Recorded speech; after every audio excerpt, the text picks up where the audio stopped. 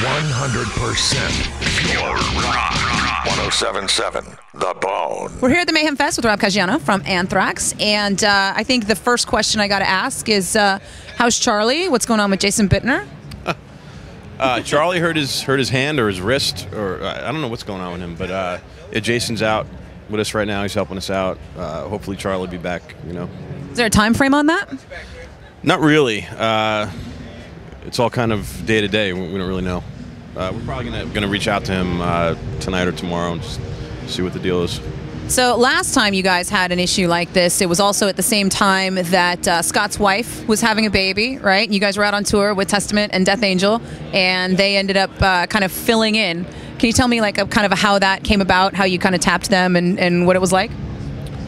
It was actually Charlie's mom was real sick. That's where it was going on. And yeah, those guys, it was kind of like an emergency situation. We're in the middle of a tour, and Charlie had a split, and then Frankie had a split.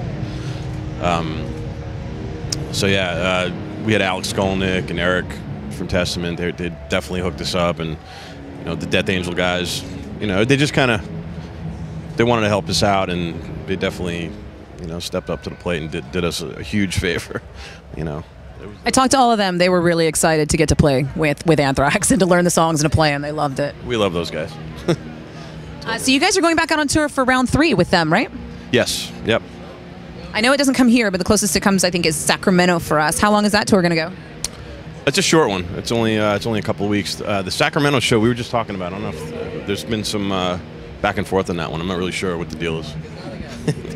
Yeah. Good to know.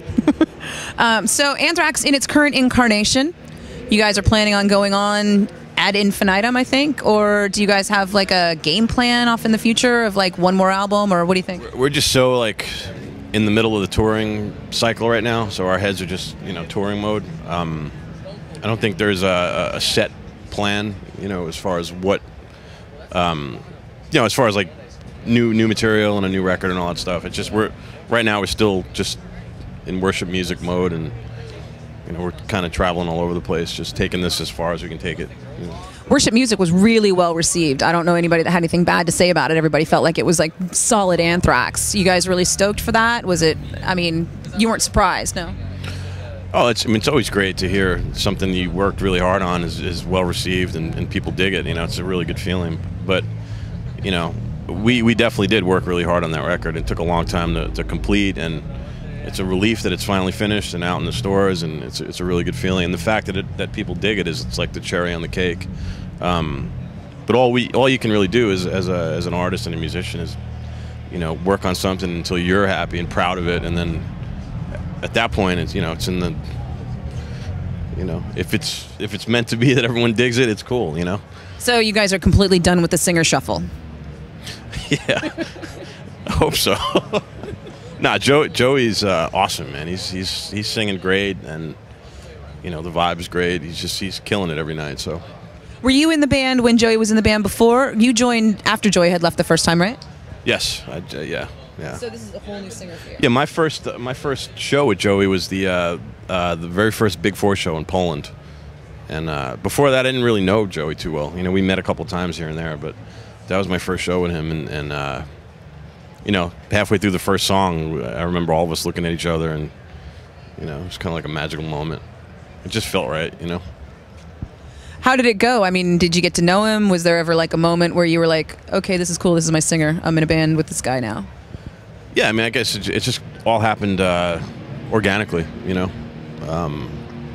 He's a great dude, you know, we get along, you know, really well, and you know, like I said, on stage, he's on the top of his game right now. I think he's singing better now than ever. So, I've heard a little bit of grumbling from people that you guys are on a smaller stage and that you're not somewhere in the main stage lineup. Is that something that you guys wanted to do so that you could play a longer set on a smaller stage because the main stage was full, or how did that come about? No, it didn't really have anything to do with the length of the set. It was more, you know, we felt that the smaller stage was more intimate and closer to the fans. You know, we didn't really feel like playing in front of a bunch of seats.